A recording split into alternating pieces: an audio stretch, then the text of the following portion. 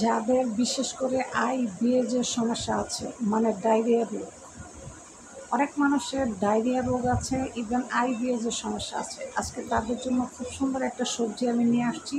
আপনারা এই সবজিটা খাবারের মেনুতে রাখবেন। আপনার ওজন কমাতে সহযোগিতা করবে, আপনার ব্যাড কোলেস্টেরল কাটানোর জন্য খুব সহযোগিতা ভূমিকা পালন করবে। ইভেন আপনার আমাশা বা আইবিএস বা ডায়রিয়া এরকম ধরনের রোগ যদি আপনার থাকে, এই সবজি খেলে আপনার সেটা দূর হবে। সেই সবজিটা হচ্ছে আপনার ঝিঙ্গা। অনেকে কিন্তু এই ঝিঙ্গা সবজিটা আমরা খেতে চাই না।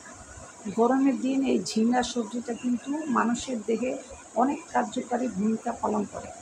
ঝিঙ্গা ঝিঙ্গা সবজি শোনার নেই নাম? সার্চ দিয়ে দেখবেন ইউটিউবে, ঝিঙ্গা, দুন্দুল, জালি, এগুলো। এই ঝিঙ্গা আপনি যদি প্রতিদিন খান, আপনার যদি আইবিএজের সমস্যা থাকে, তাহলে আপনার আইবিএজের সমস্যা দূর হয়ে যাবে। আপনি প্রতিদিন আপনার খাবারের মেনুতে ঝিঙ্গা রাখার জন্য চেষ্টা করবেন, আর সেটা ঝোল করে খাবেন। ঝিঙ্গা ঝোল করে একটু মাছ দিয়ে রান্না করে খাবেন।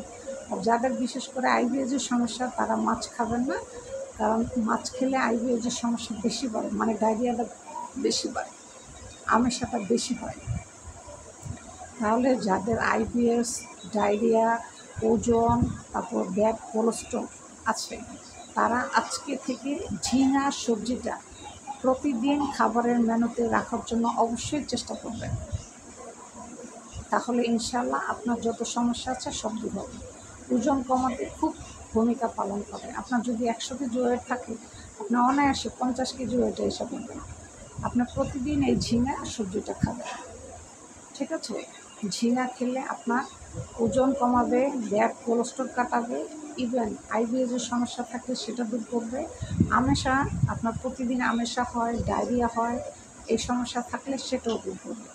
আশা করি আমার কথা বুঝতে পেরেছেন। তাহলে আমরা এখন থেকে প্রতিদিন আমাদের খাবারের মেনুতে আমরা এই ঝিঙ্গা সবজিটা রাখার জন্য চেষ্টা করব। আশা করি আমার কথা বুঝতে পেরেছেন। আর পুরো ভিডিও জুড়ে আমার সাথে থাকার জন্য অসংখ্য ধন্যবাদ।